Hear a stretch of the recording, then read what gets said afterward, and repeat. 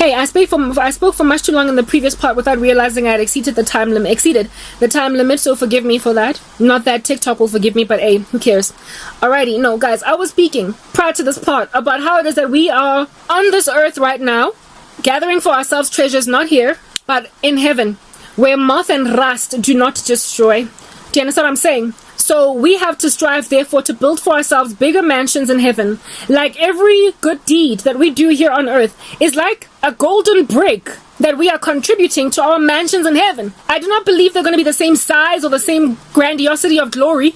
It depends on what we did. So while we are not saved by works certainly determine our pleasure height in heaven eternally. Our giftedness, our rewards are determined by works.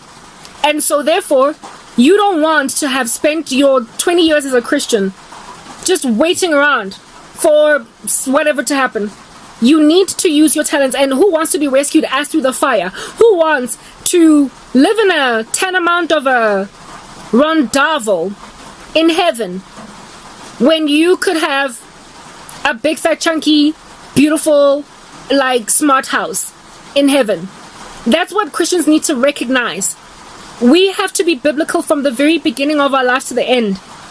And being biblical is not just watching for the return of the Lord. It is also living a life in godliness here on earth. It is how we live our lives here on earth that is biblical. It is a combination and a balance. Otherwise, you are on a far extreme and you are doing anomalous things that are rather descriptive of a cult.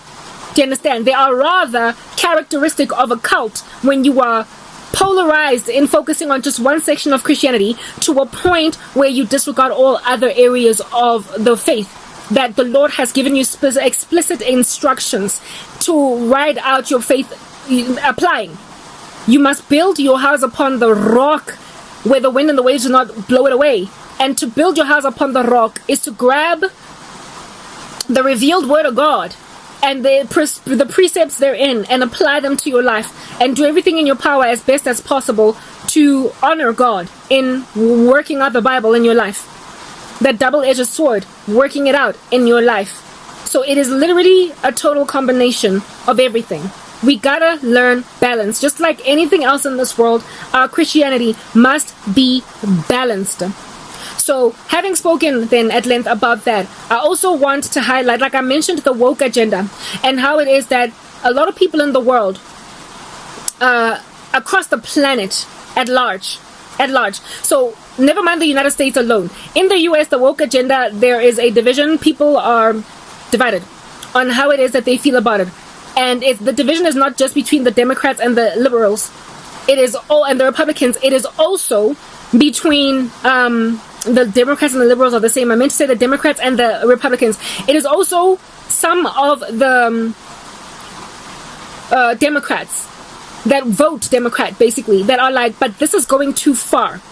Like, for instance, the transgenderism agenda, whatever, that is infiltrating its way into the lives of children. There are liberals in the United States that are like, no, but like, leave the kids alone out of this transgender thing. Leave it to grown-ups. Like, don't shove it down the throats of children. There are like homosexuals in the United States that don't subscribe to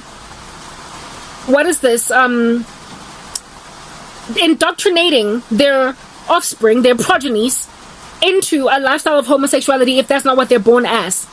They are leaving them to realize what they are on their own, to grow. And they recognize the irresponsibility of indoctrinating and forcing a 2-year-old, a 3-year-old, a 5-year-old child to say they've got gender dysphoria or whatever. Right? So there are people who belong to the liberals who, however, are like, but here you're extreme. That suggests that there are still enough sober people that can think rightly about extremities in society that are indeed described in 2 Timothy 3. Where nobody is rational, or in Romans 1, where nobody is rational. The last days are going to be so bad that everybody is going to literally be thinking that some of the most bizarre things on earth are okay. And only a remnant, like Lot and his family, will still be thinking rightly and so are severely persecuted and are ostracized. And so God then will rescue those few, and let everybody else be handed over to their reprobate state. That is why the tribulation is so horrific. While people, albeit God burning down wrath on the earth, are still not turning over to him. It's because there will be such a small remnant of people remaining that made sense by the time the rapture happens, that the rest that are left behind are going to want to believe everything else other than the truth in the Bible. But for yet again, a remnant that are going to get saved in the tribulation.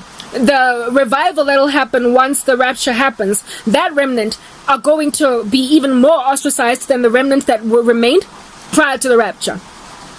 Do you understand what I'm saying? Cool beans and banana peels.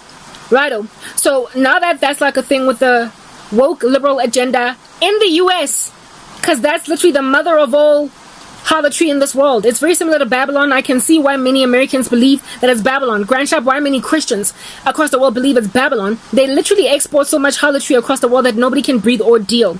But the United States apprehensive conglomerate against the woke agenda are not the only ones. The world at large, frankly, for the better part, have not embraced that ridiculous agenda in the US. And that is why I believe that currently the United States of America is under judgment, as opposed to the whole world at large. Because God has given them a wicked president that is going to be their demise. And they will then likely lose their clout as a first world country. Because of how much crazier they have become. God is like taking away their candlestick or their lampstand because they have sinned against him. However, likely still for us to continue here for much longer, since it is not mentioned at all in Bible prophecy. So the woke agenda in the US that is crippling away at their society, by it seems, is not only antagonized by some in the US, but the world at large. In South Africa, we tend to still agree that girls are girls and boys are boys. We are largely still mostly about the cis male and the like totally born from birth chromosomally female. We are not shoving down people's throats ridiculousnesses that the transgender whatnot movement in this country, like literally shoving puberty blockers down a child's throat at the age of like 12, is not something that is happening in South Africa. And I'm speaking for my country alone, but I do know that China, for instance, is, as a nation, absolutely rejectful of the woke agenda altogether. They still subscribe to traditional gender roles in China, and feminism is frowned upon hugely in many of the Asian countries, including South Korea and Japan. Right? North Korea is a little bit of a pariah state, so we don't know what's going on there about their mindsets, but they're definitely still pro-gender traditional roles. Much of Asia is like that. Much of the Middle East is like that. Much of Africa is like that. I would go so far as to say much of South America is like that, which is the reason why so many American men are trying to marry South American women. It's because they're tired of the weird little ominous morphing. It's like a shapeshifter, like transitioning into some weird society is happening in the US that is causing the sober there to be like, you know what, I'm gonna take myself a Colombian wife. I'm gonna take myself an African wife. Like I can't. Like, what's happening in America? So the US is starting to become anomalous in a way that the rest of the world isn't.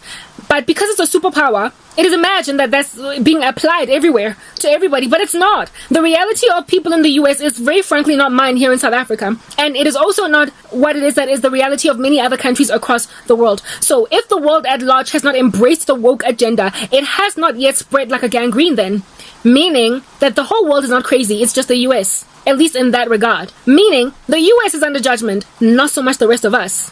And so, because of its superpower status, everybody is sort of kind of skewed in their mindset about what's going on with the whole world because they're so influential and their news is the first to reach to everybody's ears in the world. However, if you look at the rest of the planet, if God has not frowned upon the rest of the planet and what's going on there, you cannot then anticipate on that day that God is taking the whole world out because the US has gone on to throw its toys out the cot in a very negative capacity. We are a global citizenship, not just one country.